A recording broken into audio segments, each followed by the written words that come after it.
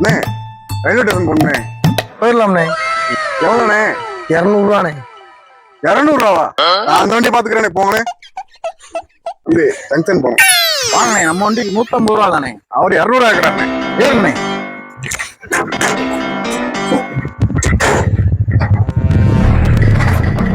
The next day. எரிவாயு தட்டுப்பாட்டால் மதுரையில் வாகனங்களுக்கு எரிவாயு நிரப்பும் மையங்கள் மூடல். ஆட்டோ ஓட்டுநர்கள் கடும் அவதி.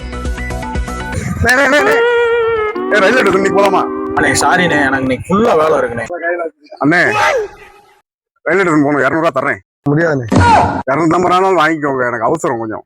முடியாதுண்ணே. வேணும் சொல்லுங்க. எவ்வளவு கொடுத்தாலும் முடியாதுண்ணே. கேஸ் போலுக்கு பூட்டிட்டாங்கண்ணே. நானே நடு ரோட்ல கேஸ் இல்லாம நின்றுட்டு இருக்கேனே. யாரையா இது? இதை முறைய சொல்லிருக்கலாம்ல, கேஸ் போட்டு மூடிட்டாங்க, கேஸ் இல்லைன்ட்டு. ட்ரெயின் முக்கால் தூரம் வந்துருச்சு, நான் ஓடி தான் போனோம்.